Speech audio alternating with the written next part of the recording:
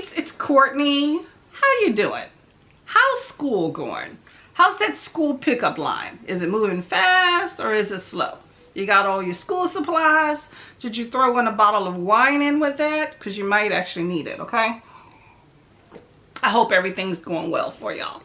Now I want to show you this, which is my latest diamond painting. Absolutely beautiful. Very classy, classy, classy. And it reminds me so much of the subject of this video, which is Mrs.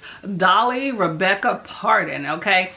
Now, I will say I picked this book up, Ain't Nobody's Fool, on NetGalley as an ARC. And I thought it was a memoir, but it's actually a biography. She already had created her own memoir years ago, okay? But I decided to go ahead and roll with it because it's more up to date.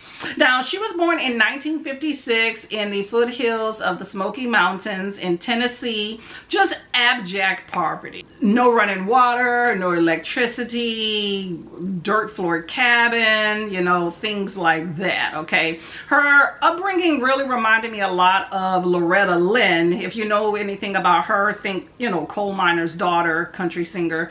Just kind of that same situation. But her mom and dad got married young and just started just popping out a bunch of kids, as you know, sometimes young people do. She definitely did not want that for herself, and she made that very, very known when she found her man, that I'm not gonna be a housewife, okay? I plan to have my career, and I may not ever have any kids, which she never did. When she was about the age of 18, she decided to hop on a bus and head on over to Nashville. Now, she had been doing a lot of singing engagements prior to that. Like, she was singing in the church, she was singing on like local radio. So she had kind of made a bit of a name for herself. So when she went to Nashville, she shopped herself around. And you know, a lot of people had an issue with her voice because it's a little, you know, high pitched, you know, which I don't mind at all. I think it's sweet and high pitched, kind of low and high. But a lot of people had issues with that. So she did have an issue with getting signed. Eventually, Monument Records signed with her and helped to cultivate her. She also starred in this Porter Wagner variety type singing show or whatever.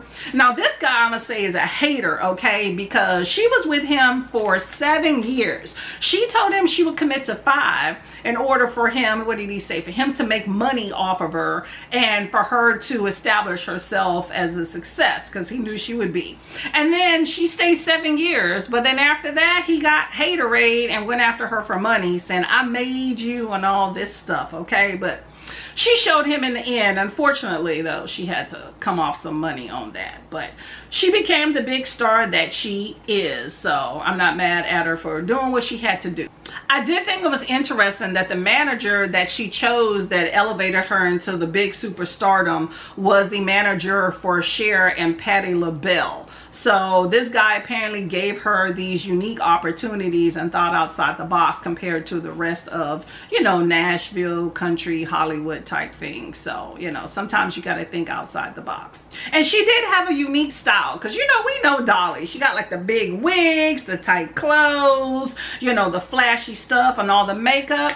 And she did say that that was intentional, okay? Because there's a lot of sexism that she encountered, you know, and she had already developed. She's a small woman with, you know, certain things going on for biology, and people would call attention to that all the time, okay? And she was like, hey, you're gonna look at me anyway, so you know what, I'm gonna dress this way to grab your attention and then force you to actually listen to me. So it's showing you one thing, and then I'm going to show you that I'm actually smart and intelligent and not some bimbo like people thought she was. So I do like that she owned her own style and she was consistent in that, and she still is today.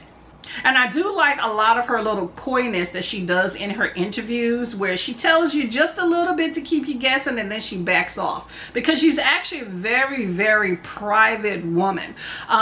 Which is interesting because she actually got married. I think she was like 20 at the time, and she secretly got married to her man. They were married for over 60 years. His name was Carl, and he actually died in March of 2025. So he just recently passed away. away. And you know, she's still heartbroken about it. But they secretly got married, didn't tell anybody. He has no interest whatsoever in the music industry, right? And he met her before she even like became Dolly Parton that we know of. He didn't attend her award ceremonies. She didn't take pictures with them. So he was able to live a somewhat anonymous life and reap all the benefits of being around this major celebrity. So I thought that was really, really cool. And I also like that he was very accepting of her when she was like, we're not going to have a traditional relationship. It kind of reminds me of like Oprah and Stedman, where she's like, hey, look, I'm going to be Oprah. You're going to be Stedman. We can be together, but we're not doing this, hey, I'm going to take care of you all the time type thing. So make life by your own rules. Nothing wrong with that, y'all. Now, I know Dolly Parton more for the movies that she has made versus her music, but they kind of go hand in hand because, you know, a girl likes to have the soundtrack. But she was in the movie 9 to 5, you know, where the boss was basically trying to take care of the women, and she created the soundtrack for that, which is really cool and smart of her to negotiate that. She was in Still Magnolias, which is my absolute favorite movie of hers. She played the beauty salon owner, which she said if she wasn't singing, that's what she would do because she likes hair. And I thought it was pretty interesting that she said that Meg Ryan was actually supposed to play that character, but Meg Ryan decided to go off and do another movie, When Harry Met Sally, so it kind of ushered her into the role. So not mad at that either. She was also in Best Little Whorehouse in Texas with Burt Reynolds. She was in Joyful Noise with, is that Queen Latifah? I can't remember. And she was also in the Beverly Hillbillies. So she has had an extensive career. And even though you might not necessarily know specifically the music that she has done, you will definitely recognize some of these songs, okay, as remakes, because a lot of people have done a lot of remakes of her songs. So she is cha-ching, ching-ching to the bank every time somebody pops out one.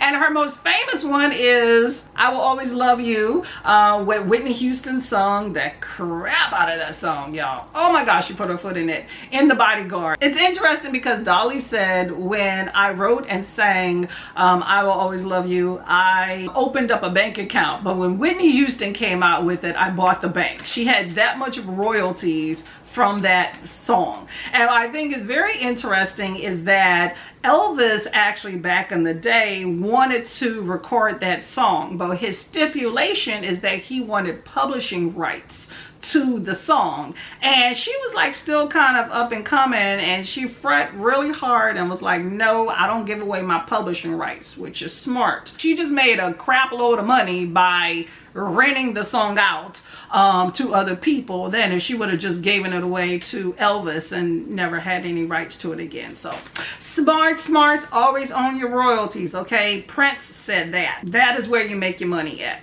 We all know about Dolly Land. She bought up a lot of land near her hometown over in Tennessee, Severn, something like that, Tennessee. And she created basically her amusement park. It's Graceland, it's Neverland, you know, those type places. But she did it over in, you know, the Smoky Mountains in Tennessee. There was definitely some controversy that I had no idea about her creation of Dollyland, because Dollyland has a lot of like historical things inside of it, you know, about history of the area and stuff.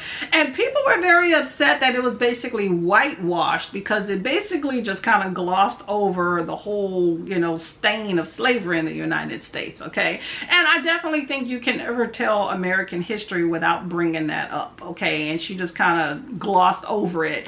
So I thought that was very interesting, but overall it still became a successful venture for her and still continues to this day. And what I really liked is that she comes, like I said, from a very poor town, humble beginnings. When people talk about giving back, she's the epitome of giving back. She came back and created jobs like immediately in that area, created tourism as well, and basically revitalized the area. She was also a big advocate for literacy programs because her dad never learned to read and write, and she took that to heart, and she donates books for kids and endorses a lot of literacy programs. So I think that's just a beautiful thing.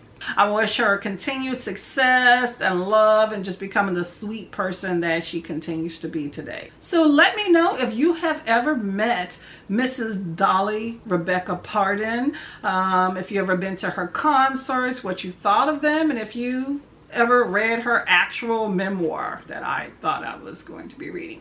But overall, I had a great time and I enjoyed hearing about her. Okay, y'all, I'm gonna get out of here and read some other books, check out NetGalley, okay? So like, subscribe, leave me some comments, and stay cool, okay? Watch out for those pickup lines.